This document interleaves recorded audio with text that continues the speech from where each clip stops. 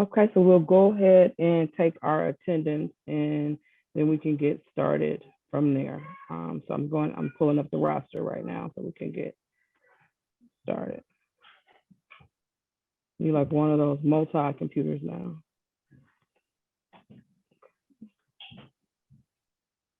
Okay, Andre Allen.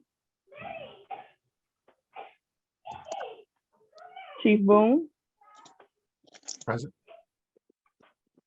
Myself, Shalandra Birch. Terry Burnside. Okay. Lorraine King. Lee Lang. Present. Okay. Karen Wilson. Present. Don Jackson. Present. Chief E. Present. And our newest addition, Kimberly. It looks like I see your name there. So Oh, present. okay, thank you.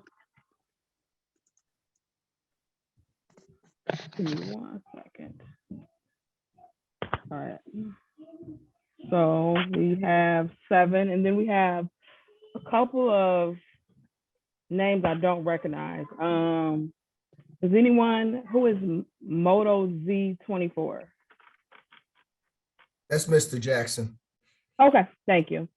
And Susan O'Neill? I'm a member of the public, an interested party, that's all. Okay, thank you. And Mr. Deeb? He's the Internal Affairs Lieutenant for the police Okay. department. He should be on your list for all the meetings. Okay, I'll make sure I get that corrected.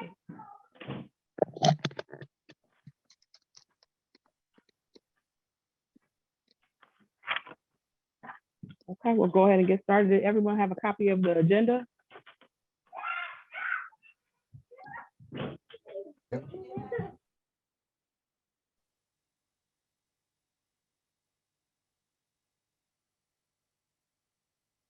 I do.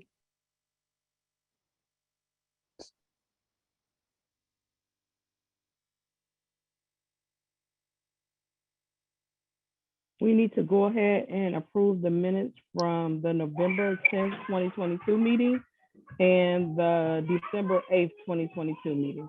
Can we have a motion to approve those minutes? I move to approve the minutes for November 10th and then the December 8th meeting. I'll second.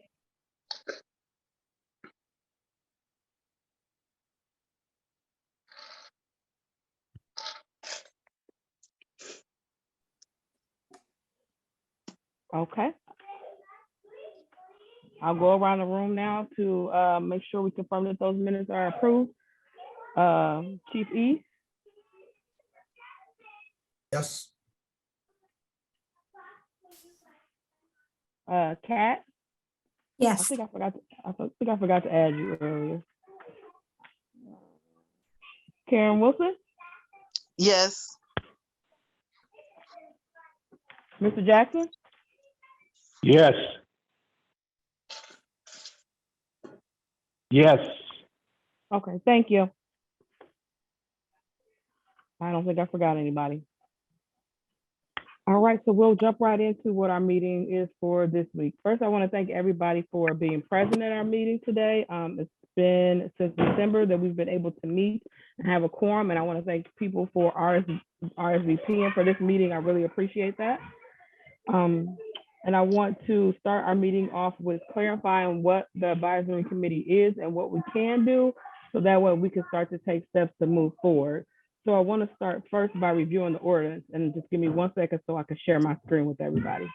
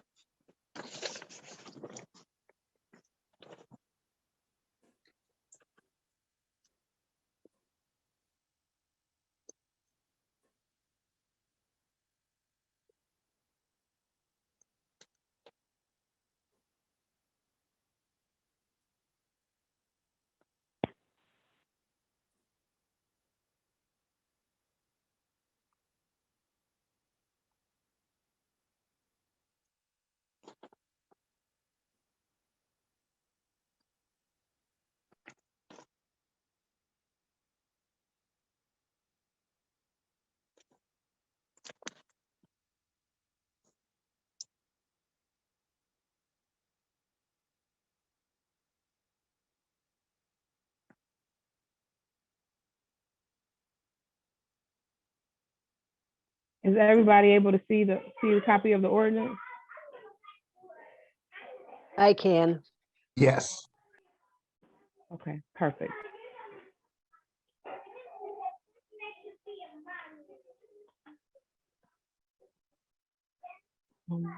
So I'll give everybody time. Oh, I'm sorry. I'll give everybody time to briefly look at that. I don't want to read to everyone when I know that we all can read. So we'll all just take a few minutes to look at that, and then we'll reconvene from there.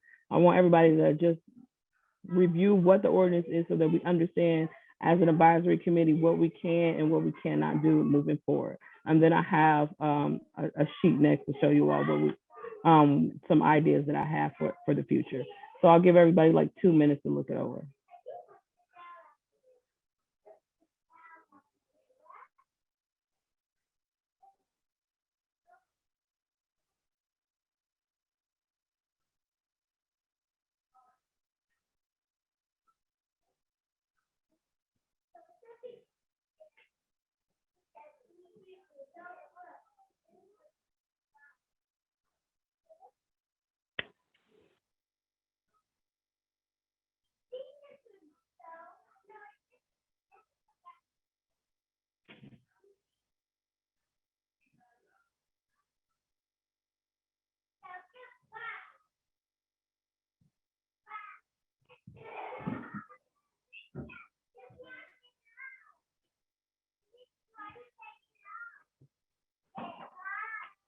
Girls, I need you to go upstairs, please, till I get done. Please.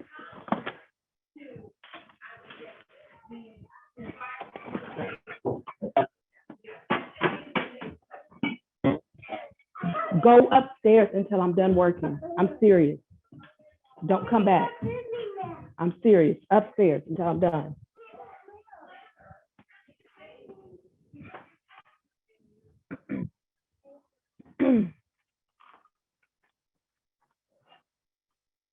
Go. I'm serious.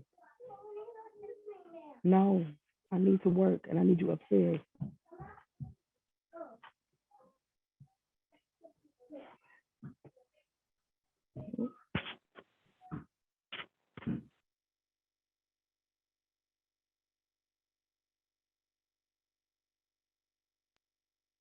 You may need to scroll that down a little bit more, get to the end of it.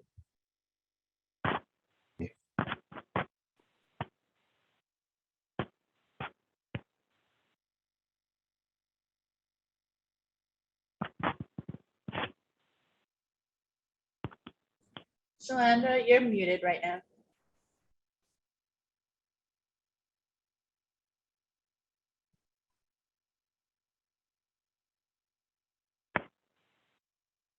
Hear me now?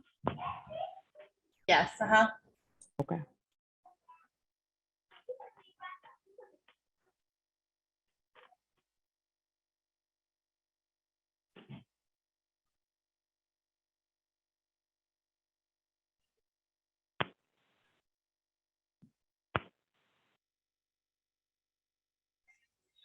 Is it possible for someone to put the link to this ordinance in the chat so that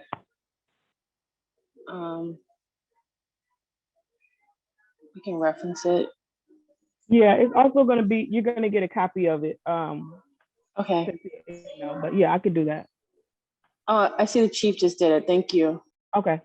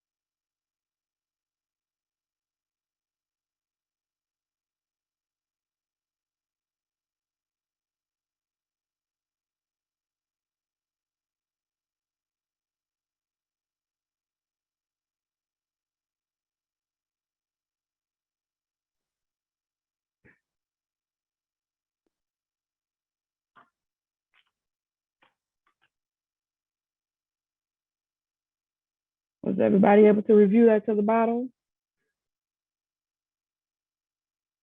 Yes. Yes. Yes. Does anybody have any questions or comments regarding the ordinance that they want to discuss before we go to the next slide? No, I'm good. Thank you.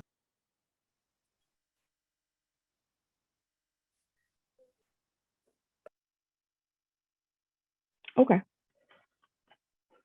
So I created a list of things that we can do because the ordinance is kind of full of a lot of language that is not always the easiest to process. So I developed a list of things that we actually can do as a committee to help us move forward. So I'm going to share that, and also some guidelines and some things that we can't do as well. Shalandra, I meant to ask, and I apologize. As I looked at this, it says that there should be 2 members under the age of 25. Do we have that? Not anymore.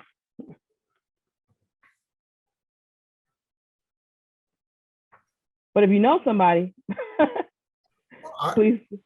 And I would imagine that Boone would be a great resource to find 2 people under the age of 25. I mean, he's got high school kids that have graduated, and I'm sure he's got plenty of I'm speaking for you, Boone. I apologize, but I volunteer Boone to help us find that. No, you're good. Especially now that these are remote, it'll be a little easier. I think beforehand it was a little harder to get them to come to a specific location.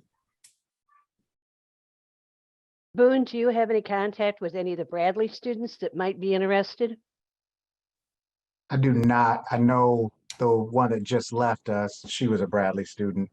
And she was really good for the committee too. I think she was vice chair at one point, but I do not. Okay. And I'll interject on that one. I really think, I mean, Bradley, it's good. I understand it.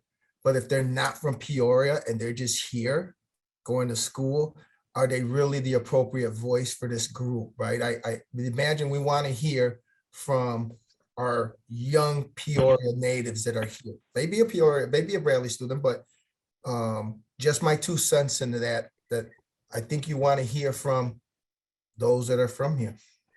To clarify that, Chief, that was what I was actually looking at, Bradley students who live in Peoria that have a vested interest in being Perfect. in Peoria. Perfect. I agree. Of course, great minds think alike.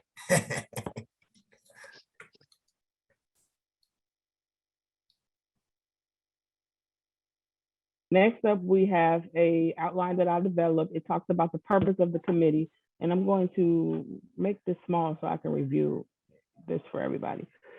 So, and I got this off of the Peoria County website. So the Advisory Committee on Police and Community Relations is what is hereby created for the purpose of advising the Chief of Police of the city, the mayor, and the city council on matters concerned with improving police community relations and to provide an independent means of communication and assistance between the citizens of Peoria and the Peoria Police Department in order to foster a positive working relationship between the community and the police. So as an advisory committee, here are some things that we can do, and feel free to interject if you have a question on any of these as I review them. And these are not in any specific order. They're just based on research that I did. These are the things that we can do as an advisory committee. We can provide advice and recommendations to the police leadership and city officials. Suggestions are non-binding. Example, the police department would like to purchase body cameras. Advisory board can research benefits of body cameras and some manufacturers of cameras and make recommendations to the police chief. We already have that, but that's just an example of something that we could have helped with. Review police policies and practice on the front end and make suggestions to the police department and the chief of police. Serve as a partner to citizens in the community who may be unsure of how to submit a complaint. If a complaint is submitted by a community board member to anyone on the advisory board, encourage the community member to submit the complaint to the police department. If community member is unhappy with the results of the complaint, the advisory committee can review or discuss the matter with the police chief and make a non-binding recommendation. Ensure any complaints received by the committee are submitted to the correct staff within the police department for proper review. Work on decreasing the gap between police and community members. Work as a hub for community members to share their concerns regarding the community. Bridge the gap between the Peoria Police Department bridge the gap when the Peoria Police Department is not able to work with community members who may have issues or concerns. With formal training, work as a crisis response team when a critical incident occurs in the community. Assist the police department with becoming more transparent to community members. Host and facilitate outreach community events. Does anybody have any questions on the things that we can do?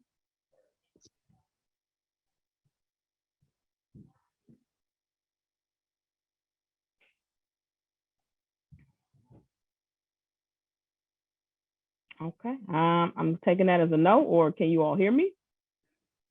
Oh, okay, so that, I okay. just, We can I hear ju- you, yes. I just have one question. Will we be able to make suggestions on some things that we can do after we go through this? Rather than do it while you're going through it? Oh, you have a suggestion on something you feel like we could do as a committee? Yeah, I do, but I want to do it in the right order. Okay, yeah, when we get done, we can do that for sure. Okay, Okay, so if there's no questions on what we can do, we'll move forward on the things that we cannot do as a committee. And like I said, go ahead, I'm sorry. How do we know when there's an instance where the police is unable to work with a community member? How would we know that? I would hope that once we are more present in the community, one or two things will happen. The community member would be willing to come to us and discuss that as we start to become more present in the community, or if we notice an issue, say we saw something in a news article or something, we could discuss any concerns that they may have. Or thirdly, if the police, I believe they have an outreach coordinator, I believe that's what that position is called. If they determine that there may be someone who may have an issue, they can bring that to us and discuss it with us. Okay, thank you. Can I, is it okay if I ask a question? Yes, go ahead. Okay, I don't, maybe this is to the chief, but the chief, is there do you provide the committee with a process of how the civilian complaints, review of the complaints are conducted? So do you provide that to the committee? And are they aware of, will we be made aware of when complaints have been, reviewed by the appropriate staff and yourself?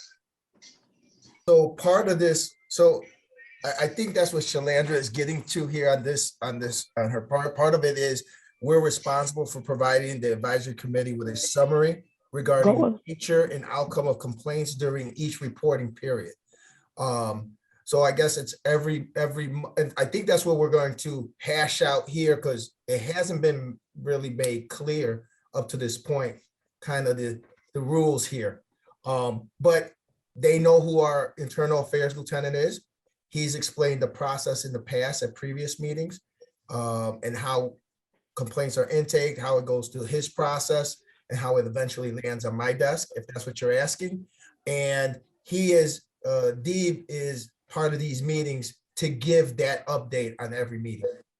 So does the disposition of the review by Deeb, is that done prior to the meeting, or is the disposition by yourself happens after we meet? Because it seems to be, if there is a concern that the committee can raise with it, but if you've already have the disposition, I'm assuming we can't go back once the disposition has been given to that officer.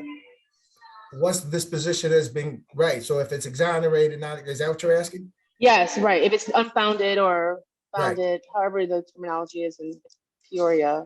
Right. If, Okay.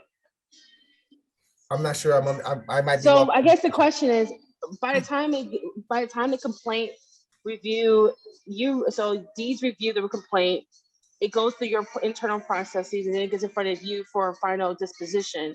Right. When does the committee see that disposition? After the disposition has been handed to the officer or prior to the disposition being made by yourself?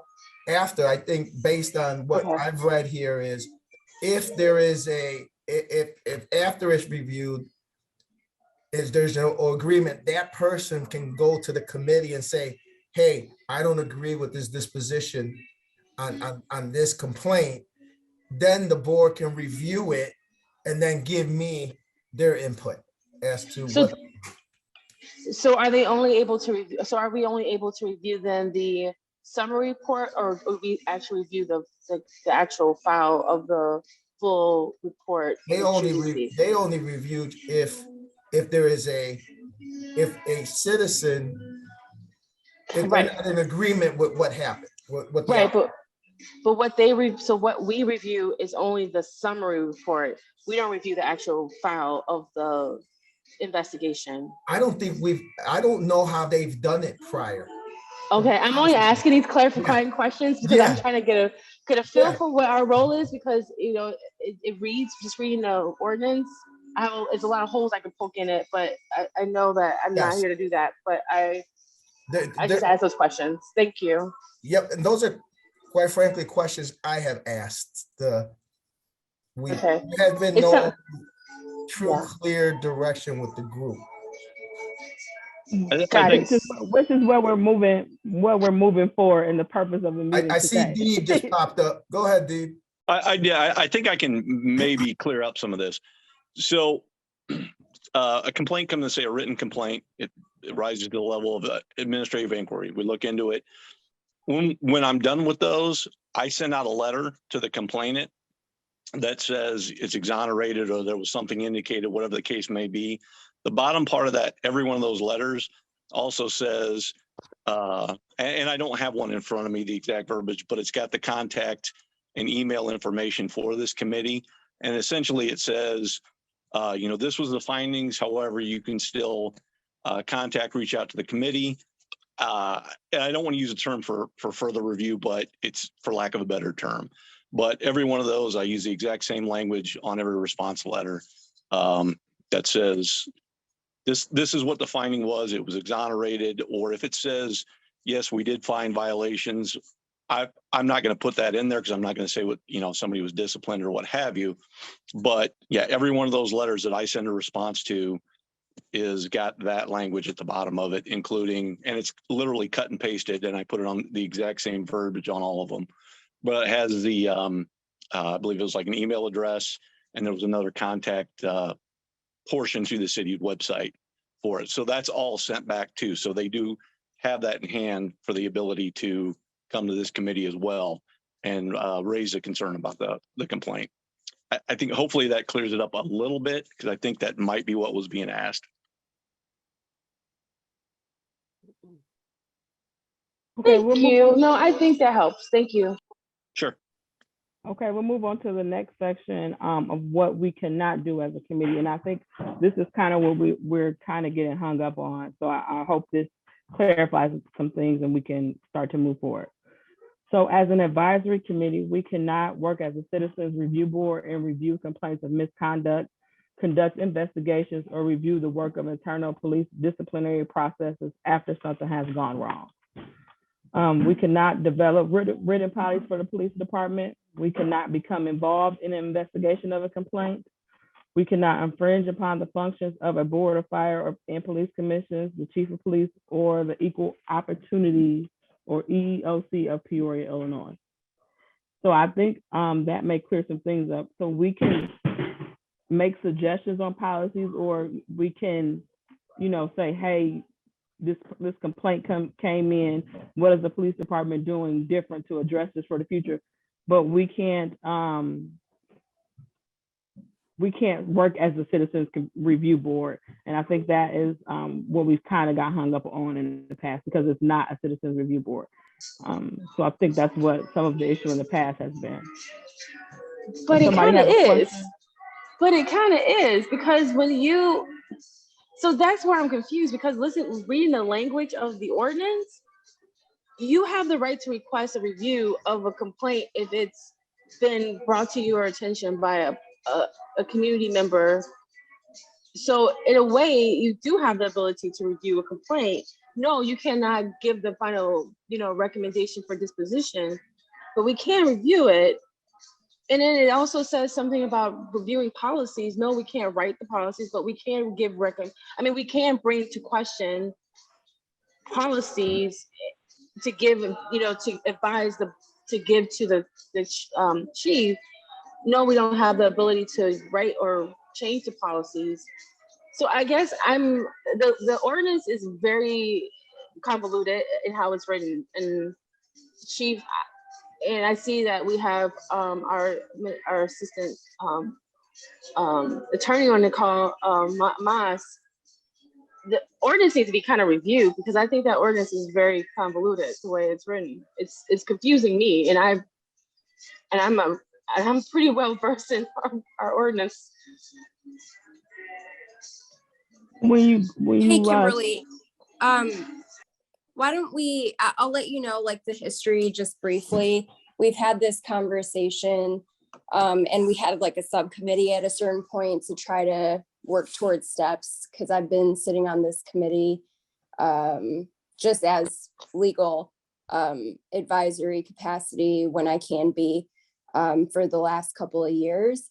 But we've went through the process and we've looked at the ordinance. But me and you should probably connect and talk about the history up to date offline. Okay, that's fine. Okay. I'm sorry, I don't mean to ask these questions. It's just, I want to make sure that yeah, okay, thank you. I will do that. Thank you. And Kim, I will say, when it comes to policy, if there is something in a policy that needs to be reviewed, I mean, we're doing this now. We just had a meeting about ShotSpotter. The policy for ShotSpotter has been there since, I think, 2013. We had a meeting, I believe it was yesterday, with NAACP.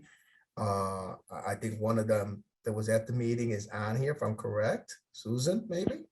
Yep. And there's some questions about policy. And we're like, absolutely, show us what needs to be up, what we think needs to be updated, what needs to be cleaned up. We've done that with the LPRs as well when we put out we with ACLU. So we're definitely, that's always an option, right? That's always available to look at it, because we definitely want to make sure we improve, and we have to change with the times, right? So I just throw that out there. And please feel free, if you have a question, to ask a question, because that's the purpose of us having a meeting, is to ask questions if you have them, so that we can move forward and actually do some things as an advisory committee.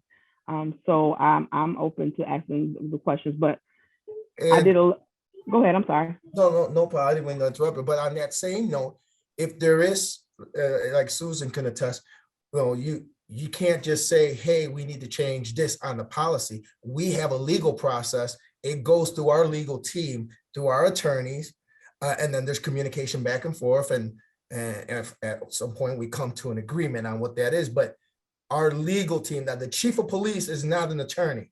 He's not changing policy. Our legal team comes into play when we do that. Like yesterday, when they gave us I looked at a packet, I said, this looks like it's for the attorney. And I turned right to our city attorney and gave him the packet. The chief of police doesn't do that. I have input and we'll talk, but our legal team reviews all of that.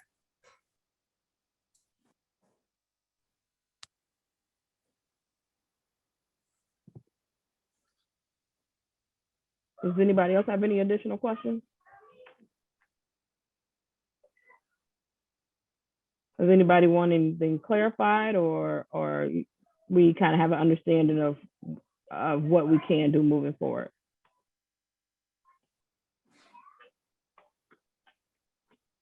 Or we're just not in the talking mood today? Is that more so what it is? Got it. I can understand. I think we're in that. agreement. I think we're good. Yeah, it's laid Thank you. out. It's laid Okay. out. Thank you. Okay. All right, so moving forward, now that we know what we can do and what we cannot do, we talked about this several meetings ago about having an open house to try to get the community to know who we are, know who they can contact, know how to contact us, and what we are doing in the community. And we were trying to set that for last year, but we didn't end up having a quorum enough to have that. And so I would like to work on setting a date for that as soon as we can so that we can see who's available, see who's not, get our game plan together. So I know our next meeting may be too soon, but would it be feasible to try to have this for March to have our open house? Can you give me some more, I'm sorry because this is my first meeting. Can you give me a little more clarity of what you mean by open house and who's the attended participants of the open house? I can. I appreciate that. Thank you. But before I say that, I do want you to try to respond to my email so that you and I can talk one-on-one. So you that sent me an email? I'm sorry. Yeah. I'm gonna be honest with you. I've received literally 300 emails a day. So if you sent me an email, I don't know your name. I'm probably still going through emails. So no worries. Okay. Yeah, it's Shalandra. So yeah, I did send you an email so that we can talk, so you can get more versed on the advisory committee and you know exactly what it is you signed up for. So yeah, and I can resend it to you. That's no problem. I just don't want you to not have all the information to be up to date as everybody else. And I'll jump in real quick. If anybody doesn't know, I just want to just put out there, Kimberly Richardson is our assistant city manager. So I maybe everybody in the meeting doesn't know. So if I get 200 emails, she probably gets 400. She's second in charge of this city. So there's quite a bit of business. I just wanted to throw that out there for those that may not know who she is, because she oftentimes gets on these things and doesn't even say it. So I'm saying it for her. That's who she is. Thank you, Chief E. Yeah, I saw the email from Christina, but yeah, if you could, I'll just send you another email so that way you'll have it. Christina, yeah, Christina, can you just schedule a meeting for us so that just put it on my calendar? That'd be easier. Sure, yes, I can do that. All right, thanks. Okay.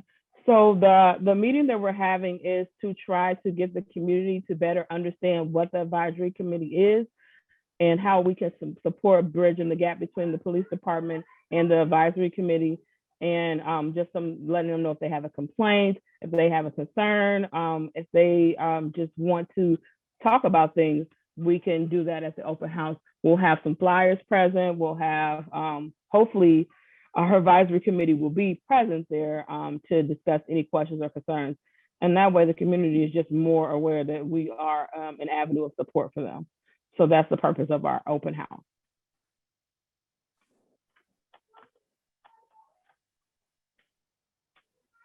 Does everyone think a March day would be beneficial? I know that Chief E, you were working with Christina initially to get the Gateway building, but I think there was an issue and we were going to have to look for a different avenue the last time we talked. Yeah, Gateway's under construction right now. So just so you know, the city no longer has access to the Gateway building as a part of our city asset. So if there needs to be, if we need to look at the library or some other location, we can work with our facilities manager on that. There right now, they're doing some renovations to the Gateway building right now.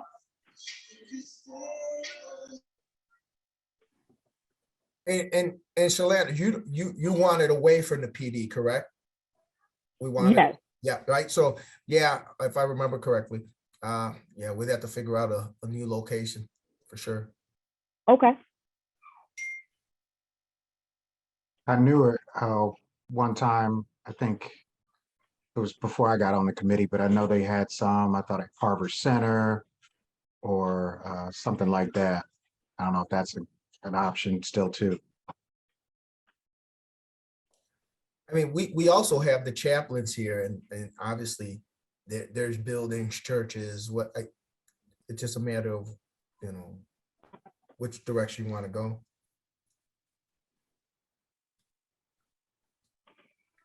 Okay. I'll try for the Carver Center or, as Chief suggested, one of the local churches, just to give options, especially since it's going to be later in the day. I'm assuming Carver Center is open in the evening time, as well as churches. I'm not 100% sure of the library hours, but I'll definitely check into that. Does anybody else have any suggestions or maybe a possible connection that we can use? So if you want, I can, if you tell me where you want what population of the community that you really want to be a participant in this, because that matters, because if we're in the community, I think I know you all are volunteers and so forth, but I think it'll be beneficial for us to try to go where the community is. And so if we need to go to a couple locations, I can work with our folks here to make sure that happens. Okay. Just tell me the time, just give me a time frame and the time of day, and then I can, have someone look into some areas for you. So you don't have to do it on your own, because, it's easier for us to help you out. I see Susan put a great place. I'm sure Jonathan Romaine, he's always offers his building to whatever we need. So Art Inc. And I'm sure that the Friendship House would also provide space. but Yeah, Art Inc. definitely. Would be a great place. Yep, that's great. That's a great suggestion. Yep. Thank you, Susan. Thank you for checking it. I'm sorry, I got to multitask, read this and check the chat and talk at the same time. So I'm sorry about that I missed that, Susan. Okay, No, so that's okay. I'm trying to shut up and let y'all talk so I can learn. nobody has to be quiet. It's okay if you want to speak. No, you don't want me to start talking. So we'll table the location for the next meeting, but is March an ideal timeline for our March meeting, which would be, let me check my calendar and see what day that'll be. Date, I meant. Can I suggest that we go ahead and pick a date, because we'll keep pushing it off. It'll keep getting pushed off if we wait till the next meeting. I think we could pick a date now that you think, or a time frame, and I can reach out to Jonathan. I have no problem. I have his direct number. We're doing some other stuff with John at Art Inc. as well, and say, hey, this committee would like to use your space to have a community meeting. What dates in this time frame would work? That way we don't keep pushing it off. Oh, no. I don't want to push it off. It's going to be, I want it to be in March. I just want you all to, hopefully for our March meeting, I just wanted to, the only thing I wanted to delay is where we're going to have it. But ideally, I would like for the March meeting. So that was a question, like with the March meeting. I'm just looking up the date of our March meeting. That would be March 9th. Okay, thank you. So what does everyone think about March 9th? Works for me. Okay, so Kat said yes. March 9th for the open house? Yes, I'm sorry. Or should we go later so we can wait till you confirm that date? But that will require us to meet twice in March. Is that something we could do? I think late March, and the Romaines have a lot of stuff going on themselves, so you probably should check with them soon. But I think later in March, so you'd have time to meet a couple times to be, more prepared. That's just my 2 cents. I tend to agree with that. I think March 9th is the time you need to make sure we're prepared for that open house. Right, and maybe it's a week after or something, but I think you have to have some time to get together and prepare. And I don't know what your agenda is going to be, but How about March 23rd? Can we all commit to being twice before we say that first? Because that means that you would have to show up twice in 1 month. So can't we just have a working group that is assigned to put together the agenda for the open house? Because we don't need to have a full committee to do the planning. It's just we need to make sure you're not doing it by yourself. Kimberly, there needs to be a majority to do a planning. Yeah, or you have to notice it up. Well, you have to notice it to be a participant. I mean, to have the actual meeting, but to plan it, as long as it's not a full committee, you don't have to notice it. To just work If on, you if have- two people, If right, it's 'cause two 7 people, right. right, if it's a couple of people, they can just plan it and then, has- you know, Shalandra, how many people are on the committee right now? I believe we only have, let me count. I think it's only like 8, to be honest with you. But let me count. but it's 17, I thought that the committee, We don't have Is- a full, we don't have a full committee at this time. There's 12 members right now. right, 12. so you could do 2 people.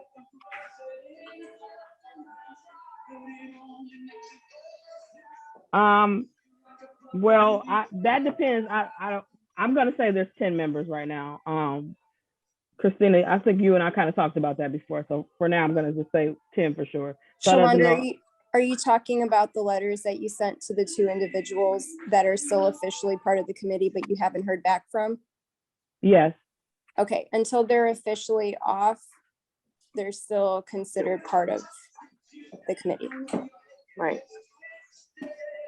I guess I'll talk to you on the side about. Yeah, we'll talk that. about it. Yeah, I'll just talk Yep. to you on the side about it. I don't wanna, yeah, we'll just talk about that on the side.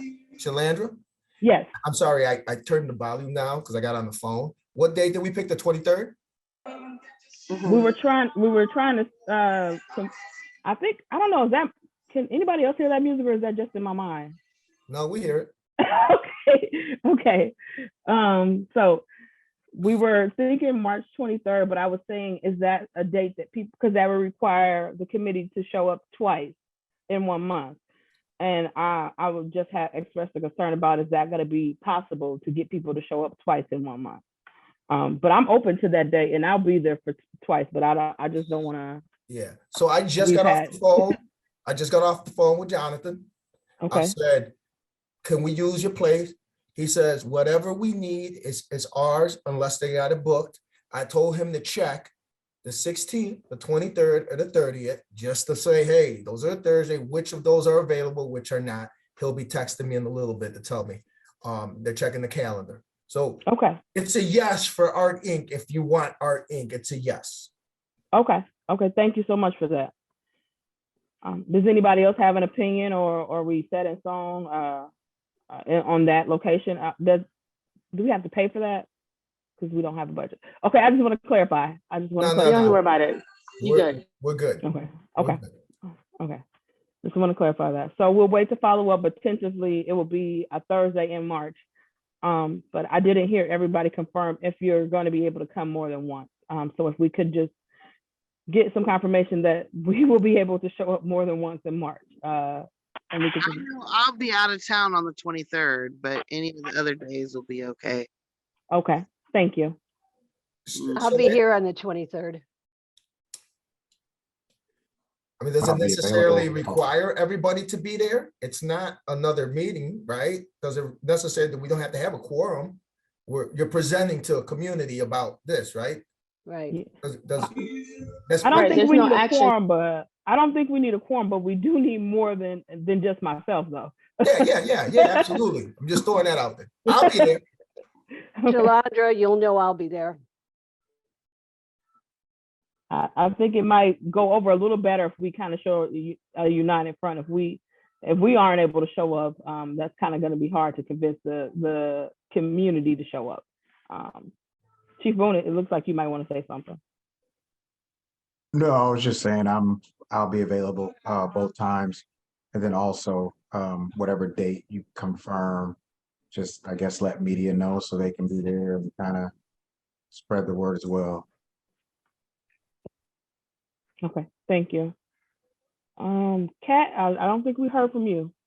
I said, I think we should meet twice. And the March 9th could be a planning meeting to confirm and clarify what we're going to do at the open house. So I think that we are serious about this. We need to meet twice. I will be Okay. there. Okay. Mr. Jackson?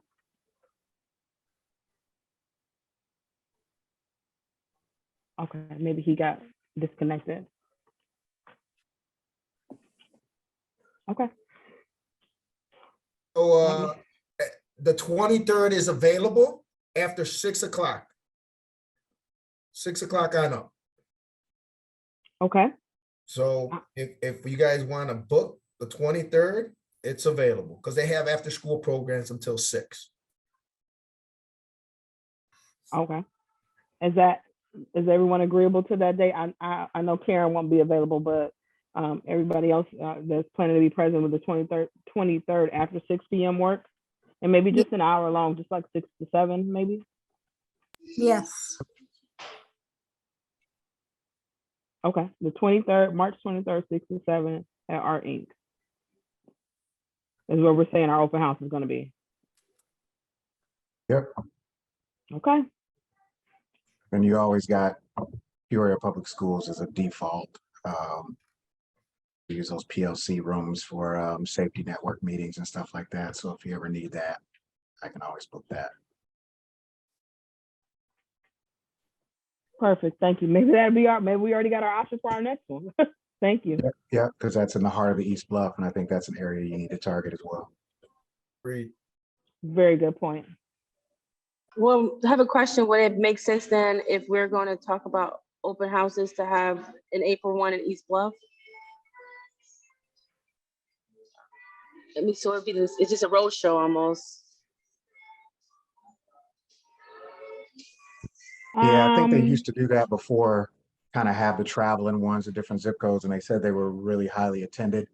You know, just as long as they're in walking distance, where people can get to.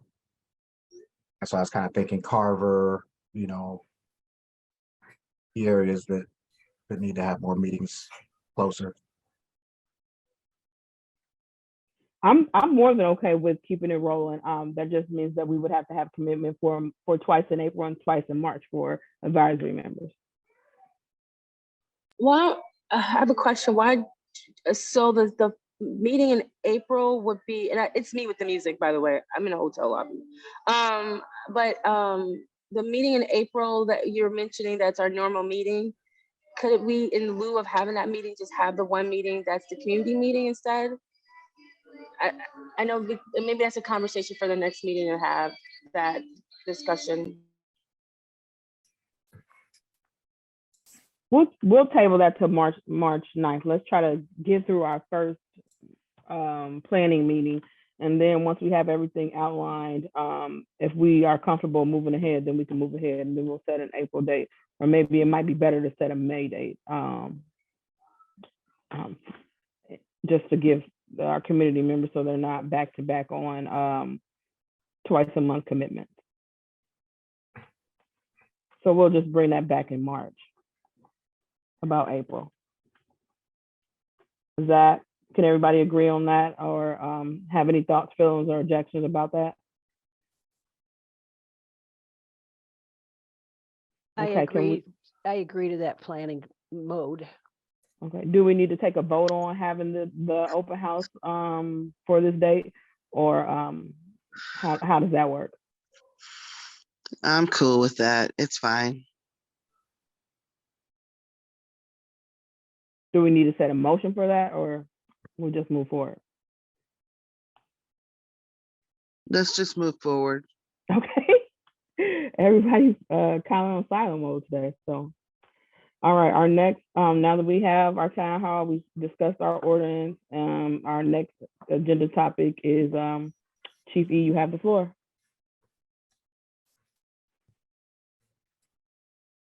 So I have a question for you.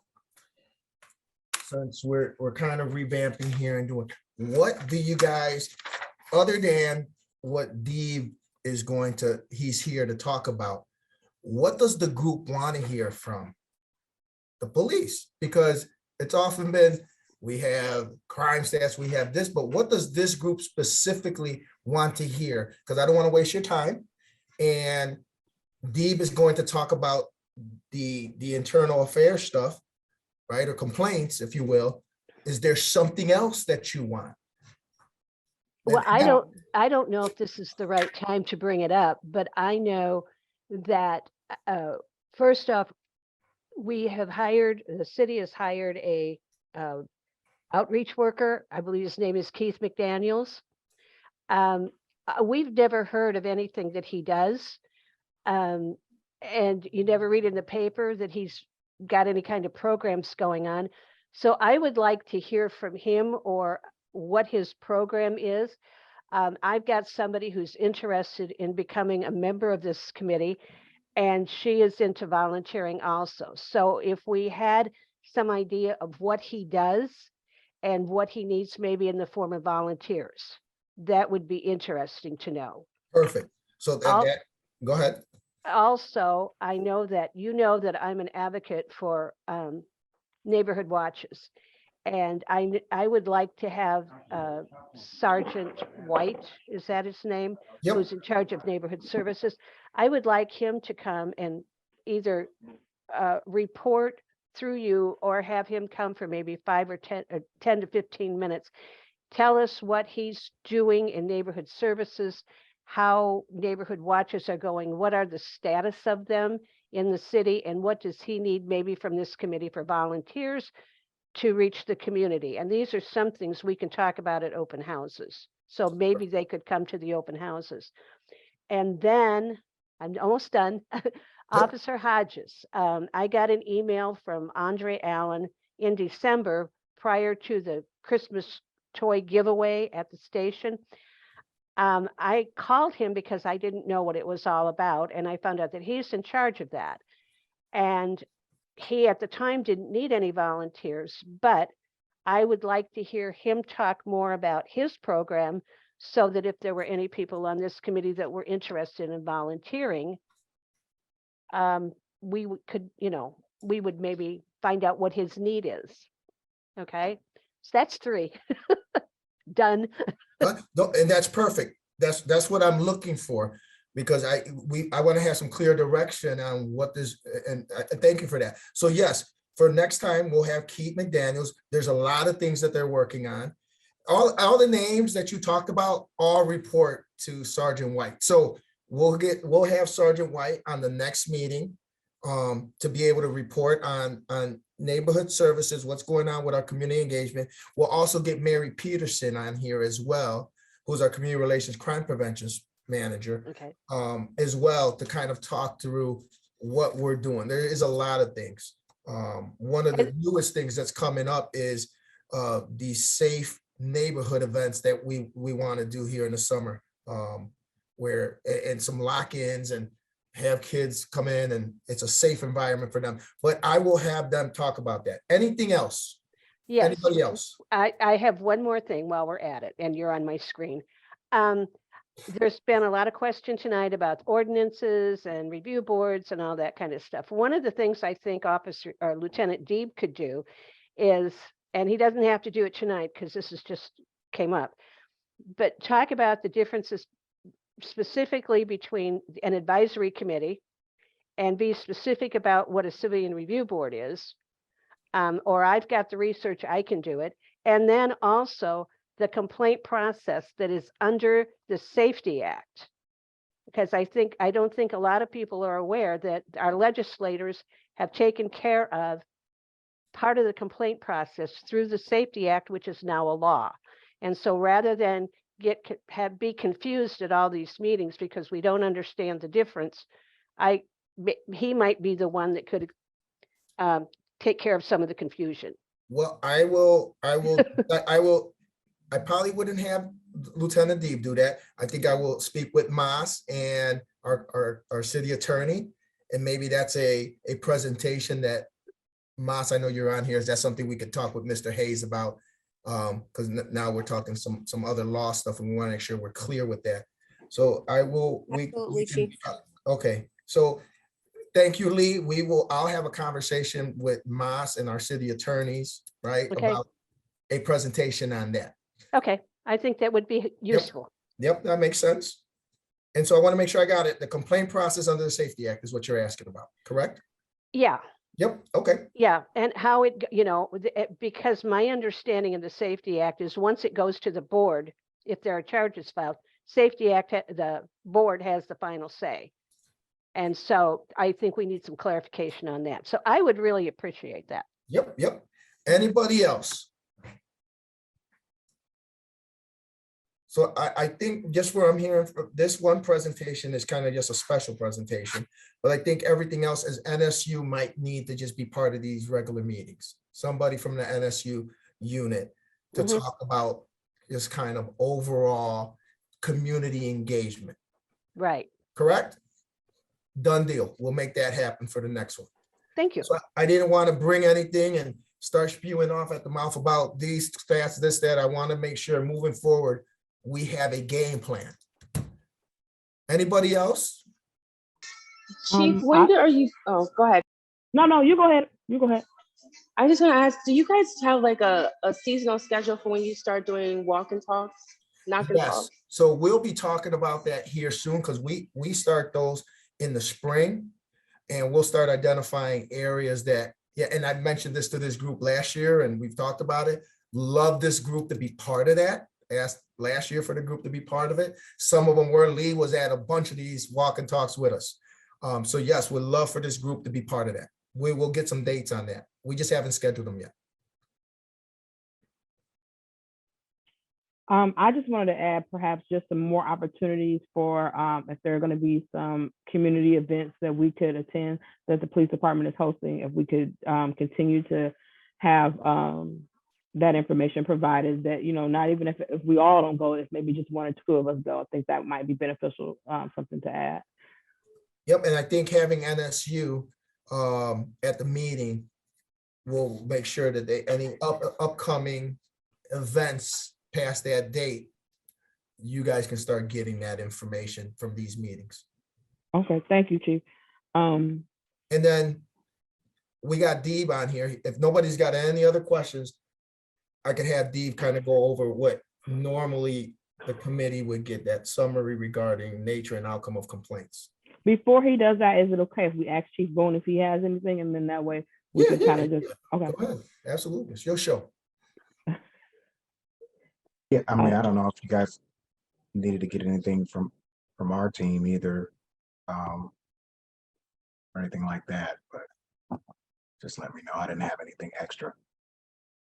And I think Shalandra, a lot of the things and some of the things that we're doing, some of the outreach stuff that we're doing, I mean, Boone's team is, we meet on a regular basis, and there's some things that we're going here in the near future, we're really going to be hitting on together anyway. So It might be good to know, like for future reference, like when we hear so much about just juveniles doing so much in the community that's negative, if there's some things that they are also doing positive in the school district, or there's some things that you all are doing to address you know, violence within the school district, it might be good to just have that available for future reference if we you know, ever have a question, something like that. That might be good, Chief Boone. Yep, absolutely. Boone, you want me to hit on our new initiative? Yeah. So- And what we're working on now, and part of Friendship House, some people are working with us there. When we were at Safety Network, we were looking at the juvenile crime issue, the hotspots, the mapping, crime mapping, and the stats. Chief E had brought up, which studies have shown, you know, with juvenile crime, you can look at it and it's a lot of it can be related to discipline and school attendance. So we kind of looked at, you know, the top, you know, frequent flyers with discipline, the most discipline, the most attendance issues, to be able to identify those specific students and provide specific supports to those families. So it's still in its infancy, something that we're working on as a team to be able to put those resources there, because we don't want police having to respond to everything like this. This is trying to be proactive using our resources outside of both agencies, but to also assist if you need our agencies in putting resources to those families. So that's something that we're trying to do, to be proactive before youth get incarcerated or anything like that. If there are these warning signs, high discipline, high attendance, we're going to try to get somebody in those homes, identify what those needs and concerns are, and be able to go to that root cause. So we'll be able to report out on that also. That sounds like a wonderful initiative. Thank you for sharing that. Okay, anything else, or can we move on to Mr. Deep? Okay, it sounds like we could go ahead and move on. And I want to make sure I'm addressing you right. Could you, before you start, Mr. Deep, could you tell me what your actual title is?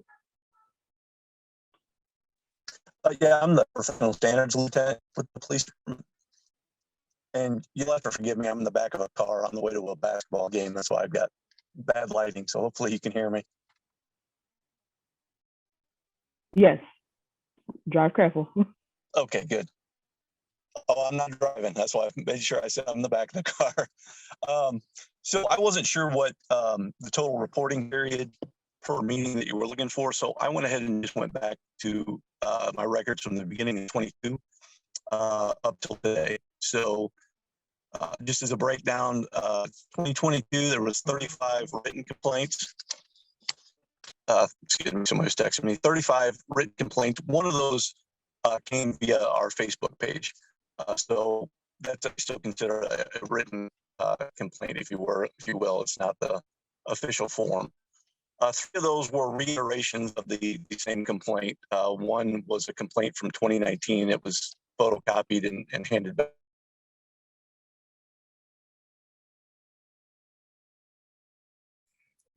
I think we lost them.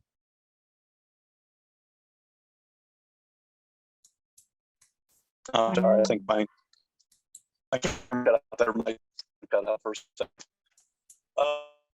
So those were all back to 2019 and 2020. They were photocopies of the same complaint that had already been investigated by a previous lieutenant. 7 of those complaints were shift level referrals. So that would be something that dealt with a minor procedural error or something like that the shift lieutenant or sergeant would handle. Other than that, the rest of them remained with my office. 5 of the complaints pertain to use of force. I already read that one. And the overall predominant, and when I say predominant, it was in like the 80%.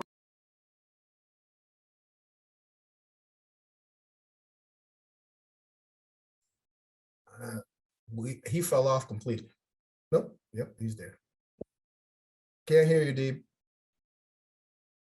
It keeps cut out on me. I keep losing the line. I'm in a better. But it was around 80%. I didn't do the exact percent, but it was the vast majority were procedures or probable cause. Example was one complaint literally just said the officer had no reason to stop me. We looked through it, looked through the body cam video, and the complainant literally is pointing this individual out saying he just threatened to kill me. So so that would be where I say the predominant complaints were procedures and probable cause. 2023 so far up to date, we have 2 written complaints that I'm working on as we speak. Those aren't completed. Lost them again.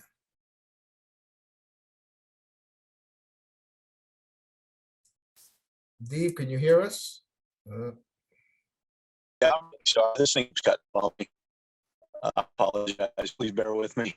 24 professional standards investigations. Professional standards investigations would be stuff that normally I handle, internal investigations, or let's say accident review committee and someone had a number of accidents. Those would fall under a professional standards or PS investigation. 10 of those were at the patrol level. 5 of those resulted in resignations as the investigation was commencing. And one of those was the complaint allegation itself. If someone makes a complaint that automatically requires an internal investigation, like alleging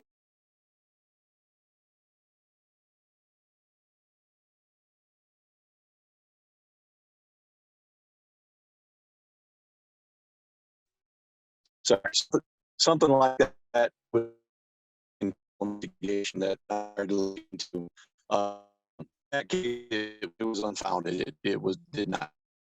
It was actually, I'll say almost every one of these, the body cameras either were caused to be unfounded or actually substantiated the allegation.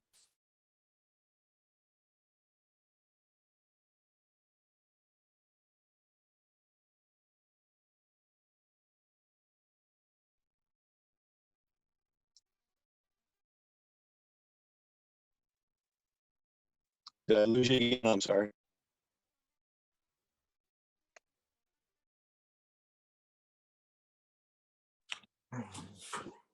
Chief, Um, you're on mute. Oh, I'm sorry. Shalandra, would it be easier since we keep losing him? Have him write up a summary, email it to you and email it to the group tomorrow? Because yes. it's very, very hard. Obviously, we're not. Dee, can you hear me? I can hear that. I keep the signal. Yeah, hey, we'll do this tomorrow. We'll just write up a summary. I'll talk to you tomorrow morning about write a summary we can email to the group. Yeah, I think that's a sound idea. Okay, No worries. I appreciate you taking time to even be present. So yeah, we can just do that. And if we have any questions at the March 9th meeting, we can just follow up with Lieutenant Deep from there.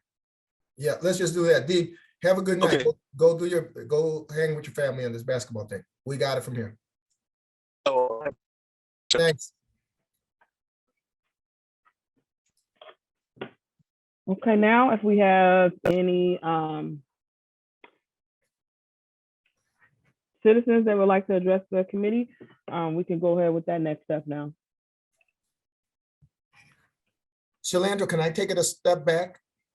Sure. Yeah, so I'm sorry. So you were asking, there is something that we're working on. I know I've mentioned it before, this whole co-response, mental health co-response that we've been talking about. So we're working through Ann Camden from Unity Point, Dr.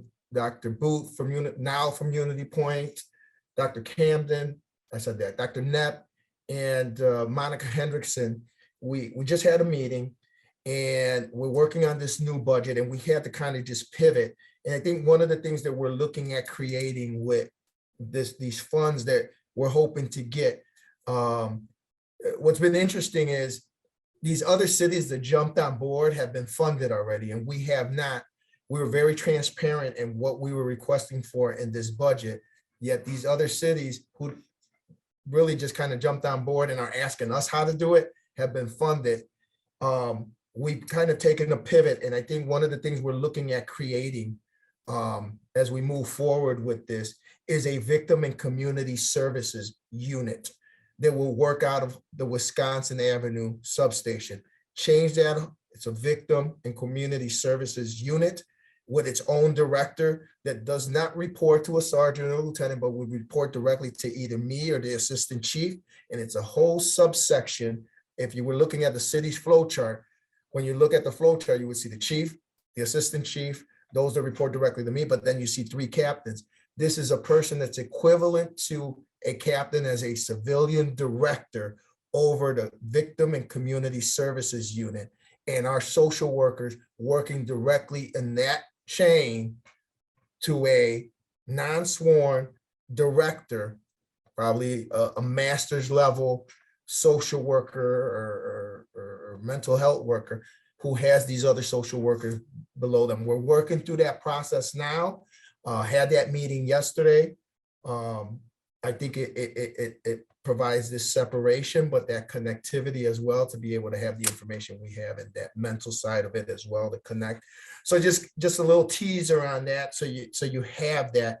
We're in the process of working through that now.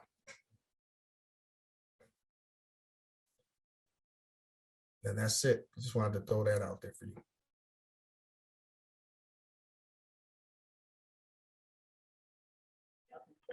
Thank you for sharing that. I do have a follow-up question on that. Is the co-responder, I don't know if I'm putting two things together, but is this the same thing that a violence interrupter is, or is that two different things?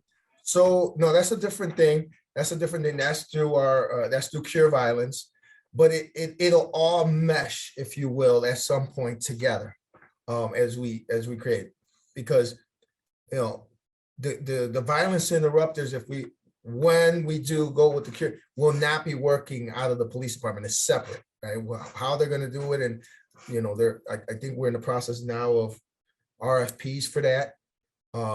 If I'm correct, I got to look at the timeline again. Obviously, the Department of Health is dealing with that portion of it right now. but it's the co-respondent for us is how we respond simultaneously together, police and the mental health workers. We want to get away from police responding to everything. I think that those some of the issues that we've seen nationally, where police are responding to calls that we don't need to. I had this conversation this morning earlier today with Boone. There's a standing order here at the police department that we are not responding, and I've said it publicly, many of you have heard me. We're not responding to calls of your child not wanting to go to school. That is not a police function. It's not a police function. Unless that child's got a gun or stabbing somebody, is doing something other than not wanting to go to school, be a parent. We're not the parent. And we're not going to I'm not going to put the officers in a position where then something else occurs, right? And when we're dealing with mental health and suicide and all these other things, we need to have a different response to some of these things. So we're working, there's a lot of moving parts here on things that we're looking at internally. There's some union stuff that we have to look at when we talk about who's responding and not responding. We're having some conversations internally of, how would it look like if we had community service officers working at the police department that's non-sworn personnel who can respond and take all accidents, take burglary to motor vehicles, the suspect's not there, stolen vehicles, all these past incident calls that we can take that frees up officers to be proactive and do police work. Example, we get this all the time, and there's a direct order here at the police department for lieutenants and sergeants to be listening to the radio and making decisions about what calls we should be going on. There was a medical call recently as I was coming into work that they dispatched, and I won't tell you what the medical call, but it was a complete medical call. But yet we're sending officers to a medical call. Why? So I get on the radio and I asked, I said, can you repeat that? And then the lieutenant understood what that meant. That meant get on the radio and disregard the cars because it's not a call for the police to go. But we've been so accustomed to, well, if fire's going, well, we need to send the police. And I'm sure Boone can attest to this in his police days of, we're going to these calls where it's not for us. Why do we need to go to, there's certain, so we're trying to get away from the police being at calls where the police are not needed. Whether that's mental health, whether that's a behavioral health, the child with an autism. Why is it, why are we responding to that? Right? There may be a point where when we need to, but what happens is this, then it turns into a use of force incident because we are not the appropriate response. So, but when you don't have a system in place to respond appropriately, well, it's left on us to respond because we can't say no. So we're trying to create these new avenues of response that don't require the guy or the gal with the gun on their hip to respond to. So we're working through that process. But again, there's some, when you talk about hiring people in unions, and so we got to look at that and job descriptions and a lot of other hoops to jump through. That's one side. The co-response, what we're talking about is budget, going to ICEJA and getting those funds and making sure they approve the grant and then hiring the people that we need to hire contractually through the hospital system. Two different avenues, two different things, but the same that will cross with each other if it makes sense. That makes sense. Thank you for sharing that. I appreciate that. And I'll continue, and I'm sorry I'm taking up some time. There's other things internally when we talk about policy that recently we've changed. There's some policies in here that I didn't think were appropriate for us. For example, and I think most people in the community wouldn't know or see this or maybe even understand it. But I think as a chief of police, when we look at what our policies are, and for example, awards, we have an award, excuse me, a little congested. We had an award called Combat Valor. Now, who are we in combat with? We're not in combat with anybody.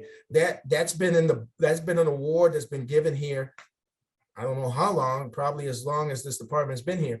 I completely took that award off the books. It don't exist. It won't exist while I'm here. I would never sign off on that award. And that's why I took it out. It does not make sense. We're not in combat with anybody. And it's an award where there's been essentially a shootout. And so if there's a shootout, somebody's probably hurt, somebody's probably dead. Why would we be giving an award for that? I can understand certain aspects of it. If you walked into a school and somebody was shooting at you and you saved all these lives, there's other awards for that. We are not in combat with anybody in this community. I don't want anything that even, so words mean a lot, and what we have written and what so that is no longer in the books. It doesn't exist.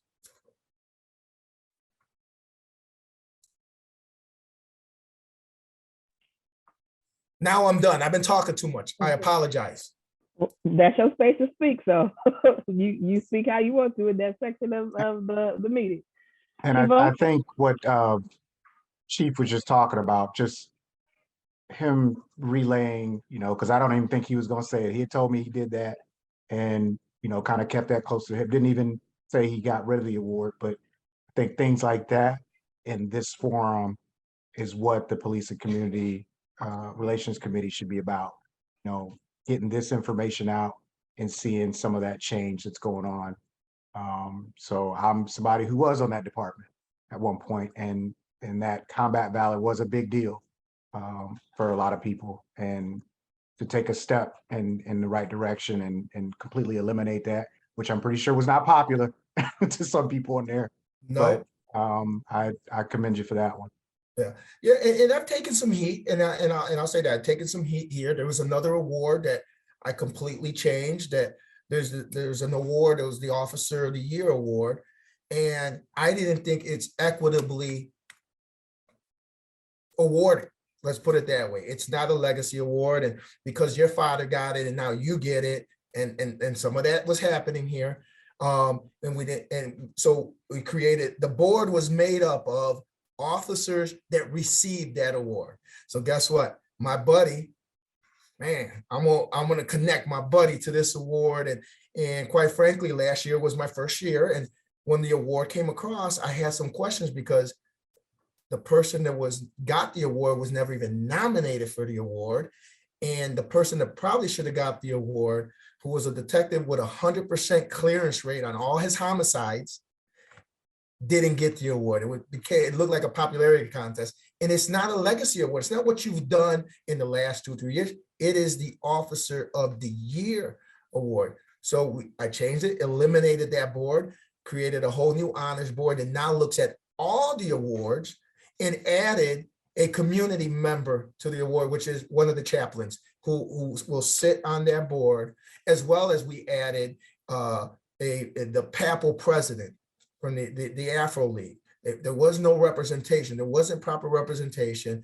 And what I'm trying to create here is an environment of equality.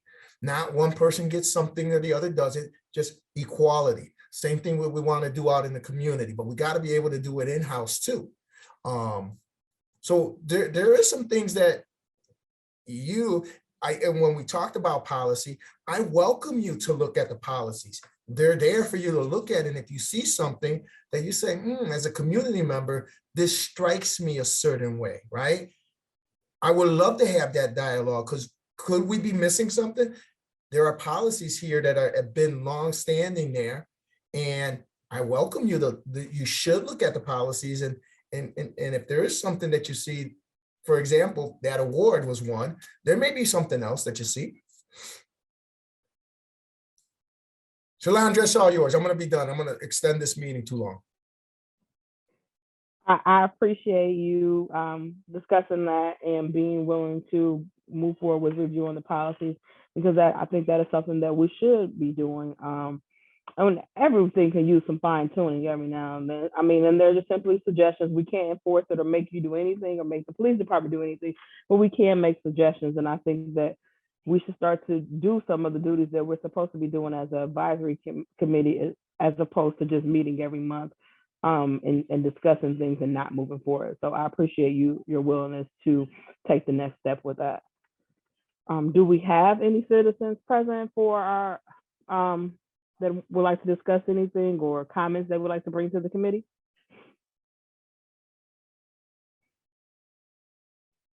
Christina, did you get any emails? I did not. Okay. So it looks like we got about 3 minutes left. Does anybody else have anything that they would like to share or discuss? All right, motion to end our meeting. I'll give you back 3 minutes of your time. I move to adjourn. I second that. Okay. Chief? Which one? Yes. Yes, Oh, both, sorry. both of us say yes. I thought you were taking the vote. That's why I'm sorry. That just saying that we're in the meeting. We all have nothing else. I thank everybody for the time. I thank everybody for actually showing up to the meeting today. And our next meeting will be March 9th. If we have nothing else, you got a couple minutes back of your time. Awesome. Thank you. Bye-bye. Bye-bye. Bye. Bye.